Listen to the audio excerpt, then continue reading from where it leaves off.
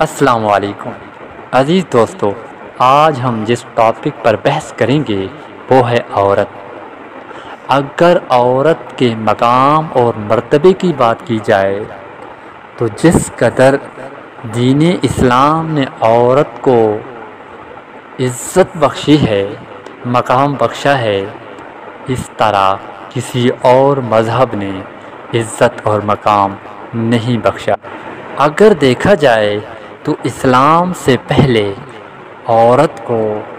یا تو زندہ ہی دفن کر دیا جاتا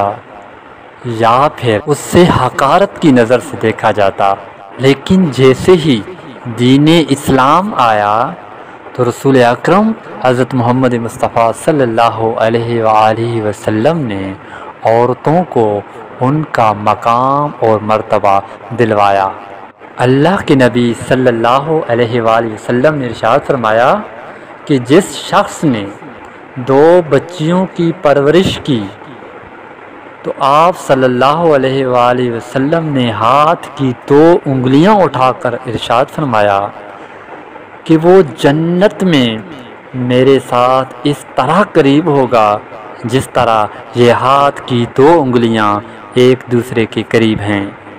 اور اپنی بیٹی فاطمہ الزہرا رضی اللہ تعالی عنہا کے بارے میں ارشاد فرمایا کہ فاطمہ میرے جگر کا ٹکڑا ہے،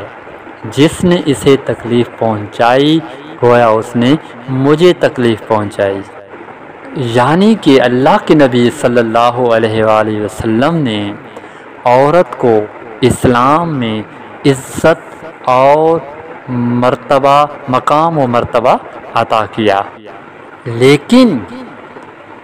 ہمارے اسلام نے عورتوں کے لیے کچھ اصول اور قوانین وضع کیے ہیں۔ قرآن پاک میں اللہ تعالیٰ ارشاد فرماتے ہیں وَقُلْ لِلْمُؤْمِنَاتِ يَغْضُضْنَ مِنْ أَبْصَارِهِنَّ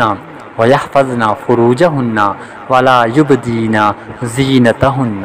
اے نبی صلی اللہ علیہ وآلہ وسلم، مومن عورتوں کو کہہ دیجئے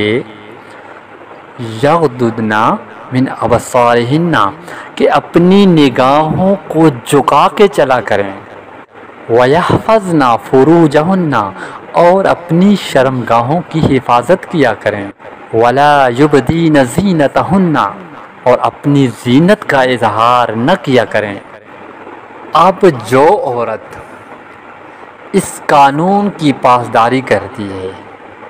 اس قانون پہ عمل کرتی ہے، وہ عورت تو ہے رحمت۔ اس کے برعکس جو عورت اپنی زینت کا اظہار کرتی ہے، وہ غیر مردوں کے سامنے بن سنور کے جاتی ہے، وہ دین اسلام کے نزدیک بہت بڑا فتنہ ہے۔ اگر دیکھا جائے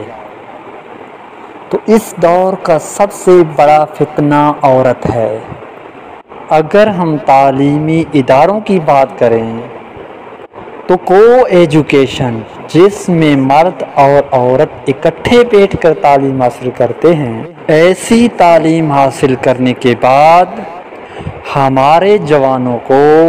پڑھے لکھے جاہلوں کے لقب سے نوازا جاتا ہے، کیونکہ ایسی تعلیم میں ادب نہیں سکھایا جاتا، ایسی تعلیم میں تہذیب نہیں سکھائی جاتی، اور ہمارا دین اسلام ایسی تعلیم حاصل کرنے سے منع کرتا ہے جس میں مرد اور عورت اکٹھے بیٹھ کر تعلیم حاصل کریں۔ آپ نے ایک روایت سنی ہوگی کہ اگر پڑھانے والے حسن بصری رحمۃ اللہ علیہ ہوں اور پڑھنے والی رابعہ بصری رحمۃ اللہ علیہ ہوں، جو وقت کے بہت بڑے ولی گزرے ہیں دونوں، اور جہاں پہ پڑھایا جائے وہ جگہ خانہ کعبہ ہو، تو پھر بھی اسلام اجازت نہیں دیتا کہ کوئی مرد عورت کو تعلیم دے۔ میری بات کا خلاصہ یہ ہے کہ اگر کوئی عورت اپنی زندگی اللہ اور اس کے رسول صلی اللہ علیہ وآلہ وسلم کے حکم کے مطابق گزارتی ہے تو وہ رحمت ہے، وہ ماں ہے ایسی جس کے قدموں کے تلے جنت ہے، اگر وہ اللہ اور اس کے رسول صلی اللہ علیہ وآلہ وسلم کی نافرمانی کرتی ہے تو ایسی عورتوں کے بارے میں اللہ کے نبی صلی اللہ علیہ وسلم نے فرمایا کہ جہنم میں سب سے زیادہ تعداد عورتوں کی ہوگی۔